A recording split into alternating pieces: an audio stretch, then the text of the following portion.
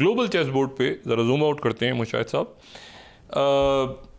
یہ جو اگلا ہفتہ ہے, اگلے چند روز, ویسے تو ہر دن, ہر منٹ, ہر گھڑی, یہ ہم جس دور سے گزر رہے ہیں, آپ نہیں مانتے لیکن میں میرا یہ دیکھیں نا, آپ مشاہد ہیں, مشاہدہ کرتے ہیں, میں شاہد ہوں, یعنی دیکھتا ہوں چیزوں کو, دیکھیں نا, وٹنس.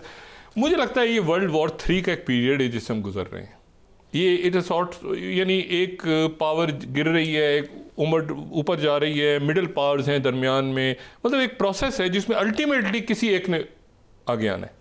مطلب آئی میں بھی رانگ, لیکن یہ ہے کہ وہ بہت ساری چیزیں ایسی ہیں جو 45 سے یا اس سے پہلے 100 سال پہلے, بہرحال ہم اس پہ پہلے ڈسکس کر چکے ہیں. مجھے یہ بتائیں, شروع ہم کرتے ہیں ذرا ایران سے. ایران اور امریکہ کے درمیان براہ راست مذاکرات, جس میں عمان ایک ظاہر درمیان میں ایک رول پلے کر رہا ہے, لیکن ٹاکس تو ڈائریکٹ ہو نہیں ہے اسٹیو وٹکوف کی اور عباس ارغچی کی. کیا ہونے جا رہا ہے؟ کیونکہ درمیان میں ایک بات یہ بھی چلی ہے کہ شاید امریکہ یہ چاہتا ہے, اور نتن یاہو نے بھی درمیان میں لیبیا کا نام لیا, لیبیا ماڈل, اور امریکہ بھی شاید یہ چاہتا ہے کہ جو 3.67% تک شاید ہوتی ہے انریچمنٹ یورینیم, لیس دین 5, اور اس کے بعد 60% تک شاید وہ ایک تھریش ہولڈ, اور 90% ویپن. تو جو انرچ یورینیم ہے 93% ہے ویپنائز ہوتا ہے. تو وہ یورینیم جو ایران کے پاس انرچڈ ہے وہ کسی تیسرے ملک میں رکھ دی جائے, اور نام آ رہا ہے رشیا کا. وہ کہتے ہیں 60% تک ابھی ہوا ہے. 60% تک ہوا ہے. اچھا, یہ پہلے تو مجھے یہ بتائیں کہ ان کو, اس مذاکرات کو کیسے دیکھ رہے ہیں, کیا کامیاب ہونے جا رہے ہیں؟ ایک جو تھوڑی بگ پکچر کی بات آپ نے کی نا کہ جو دنیا میں تبدیلی آ رہی ہے, مجھے یاد آ گیا لینن کا کال, there are decades when nothing happens and then there are weeks when decades happen. کئی دہائیوں میں کچھ نہیں ہوتا اور کئی ہفتوں میں دہائیاں ہو جاتی ہیں. یہ دور سے گزرا. ٹھیک ہے.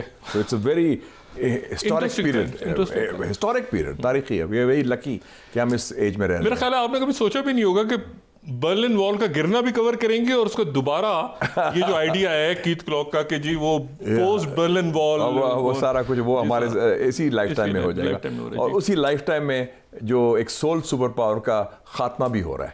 اور اس سے پہلے جو ہے president Trump is presiding over the liquidation and decline of the American empire.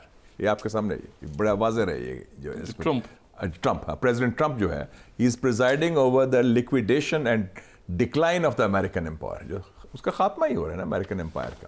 تو اس میں آپ جو ایران کی بات کر رہے ہیں, یہ بڑا کروشل مذاکرات ہیں. پہلی بات ہے کہ ایک باٹم لائن بڑی واضح ہے, جو میٹنگ گراؤنڈ ہے واشنگٹن اور تہران میں.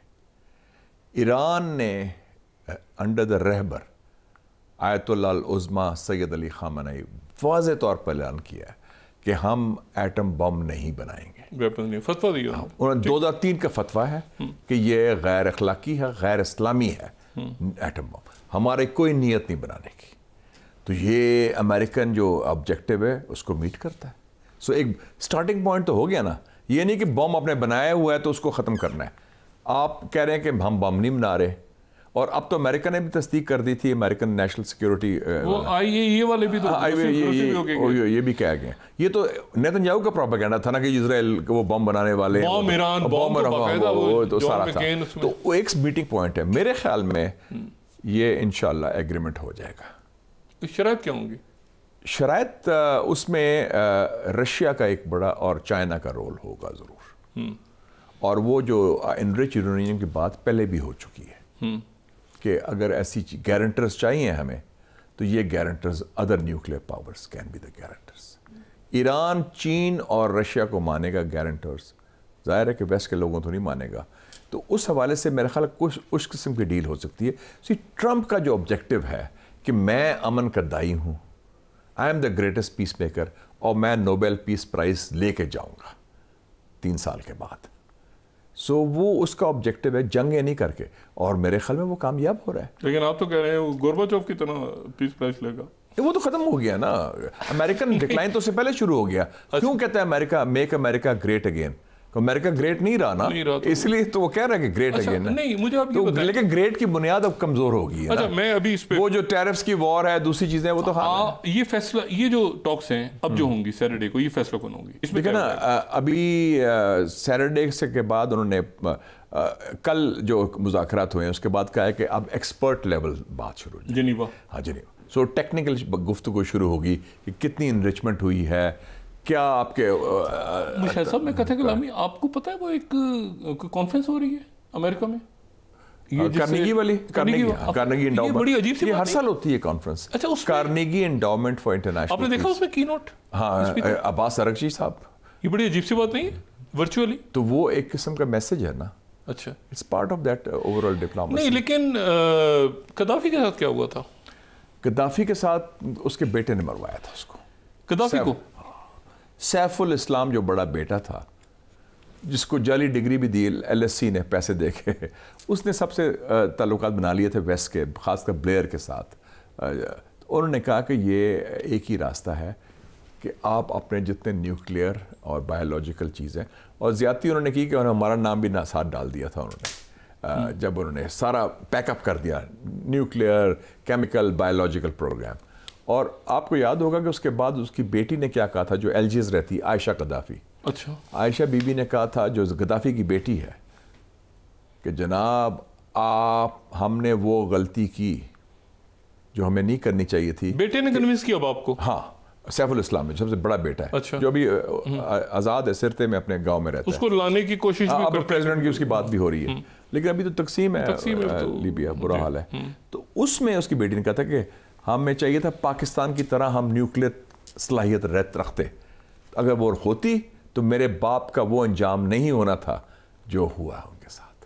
امریکہ نیٹو, جن کو اب سرکوزی جو تھا پریزیڈنٹ تھا اس وقت, اس کو پیسے دیے تھے غدافی نے الیکشن کیمپین کرنے کی. غدافی بڑا عظیم آدمی تھا, وہ تو جا رہا تھا افریقہ کا لیڈر بننے والی ہے, تو اس کو تو روکا انہوں نے نا, وہ خوف زدہ ہو گیا. اس کی بڑی کنٹریبیوشن تھی اس میں. اچھا, تو مجھے یہ بتائیں کہ آپ یہ کہتے ہیں کہ چائنا اور رشیا درمیان میں سعودی عربیہ کے وزیر دفاع, جو کہ ان کے بادشاہ کے بیٹے اور ایم بی ایس کے بھائی ہیں, وزیر دفاع ایم بی ایس محمد بن سلمان کے چھوٹے بھائی ہیں خالد بن سلمان. ٹھیک ہے, اور خالد بن سلمان وہ ہیں جو امریکہ میں سعودی عربیہ کے سفیر رہ چکے ہیں, جو اس کو موجودہ وزیر دفاع ہیں. وہ ایک خط لے کے آپ کے والد محترم کا, کنگ آف سعودی عربیہ کا, انپریسیڈنٹڈ سپریم لیڈر, رہبر جمہوریہ اسلامی ایران, آیت اللہ العظمہ سید علی خامنہ کے پاس لے کے جاتے ہیں کئی سالوں کے بعد, کئی یہ تو فرسٹ ٹائم ہوا ہے اس لیول کی کمیونیکیشن. میرے خیال 27 سال کے بعد جب رفسنجانی تھے اور عبداللہ, کنگ عبداللہ ان کی تھی کوئی, بٹ یہ جو لیٹر ہے کیا نا, اور میرے خیال میں لیٹر کا جو ٹائمنگ ہے بڑا کلیئر ہے. ایک تو انہوں نے, میرے خیال میں جو لیٹر, میرا جو مشاہدہ کہتا ہے, انہوں نے کہا ہوگا کہ ہم آپ کے جو ٹاکس ہو رہے ہیں ہم ان کو حمایت کرتے ہیں, ہم دعا کرتے ہیں کہ وہ کامیاب ہوں. دوسری بات ہے کہ آپ مطمئن رہیں, اگر خدا نخواستہ ایران کے خلاف کوئی اقدامات, کوئی کوشش کرتا ہے ملک, ہم اس کا ساتھ نہیں دیں گے. ہم اسلامی بھائی چارے کے تحت آپ کے ساتھ یکجہتی کا اظہار کرتے ہیں. جو صلح چین نے کروائی تھی مارچ 2023 کو, ہم اس اصول پر, چائنا اور ایران کی, ہاں چائنا اور سعودی عربیہ اور ایران کی, جو چائنا نے کرائی تھی, سعودی عربیہ اور ایران کی جو کروائی تھی مارچ 2023 میں, ہم اس پر قائم اور دائم ہیں. اور عرب ورلڈ میں جو اپنا کلام ہوتا ہے, اپنی زبان ہوتی ہے, وہ اس کو قائم ہے. تو یہ بڑا سگنیفیکنٹ لیٹر ہے.